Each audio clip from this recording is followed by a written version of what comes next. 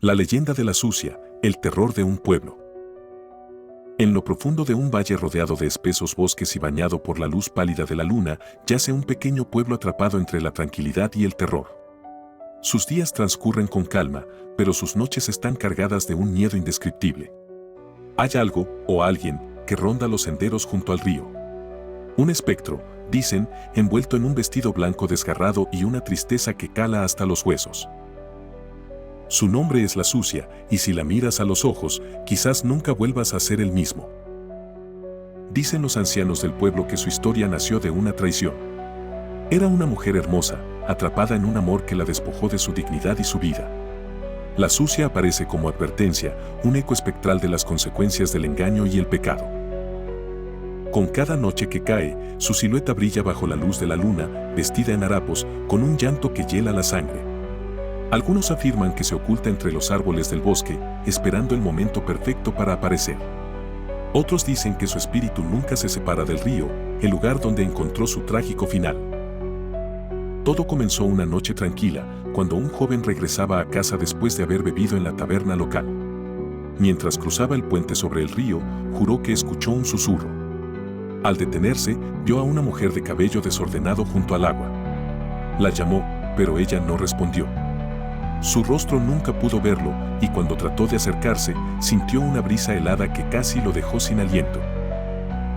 Esa misma noche, el joven desapareció. Pasaron días antes de que lo encontraran a las afueras del pueblo, temblando, incapaz de pronunciar palabra alguna. Desde entonces, los rumores comenzaron a extenderse, la sucia había regresado. No pasó mucho tiempo antes de que otros empezaran a notar señales extrañas en el pueblo. Las cosechas comenzaron a marchitarse sin motivo aparente. Los animales parecían inquietos, como si percibieran algo que las personas no podían ver. Los días se llenaron de tensos silencios, y las noches se convirtieron en un campo de pesadillas.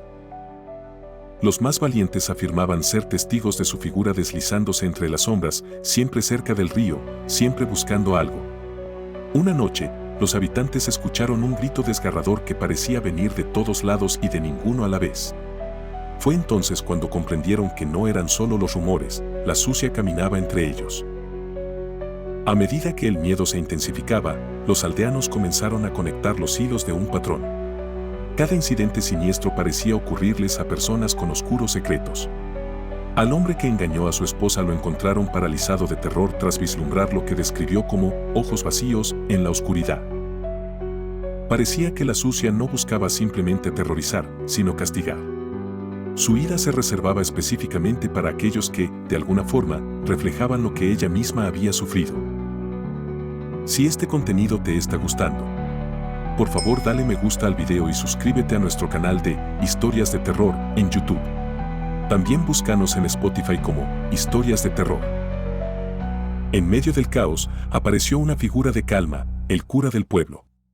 Era un hombre respetado, conocido por su fe inquebrantable y su conocimiento de las antiguas historias de las almas errantes.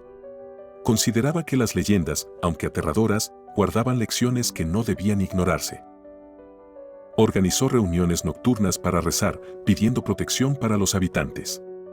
Invitó a la comunidad a abrir sus corazones y encontrar redención en la confesión, con la esperanza de que, al purgar sus pecados, pudieran evitar la ira de la sucia. Pero no se detuvo ahí. Decidió enfrentar el origen de la tragedia, aventurándose al río al amparo de la noche, armado solo con una cruz, agua bendita y una oración. El río era el epicentro de todos los horrores, y no sin razón. Las historias contaban que la mujer que ahora llaman la sucia había sido traicionada allí mismo, por el hombre que amaba.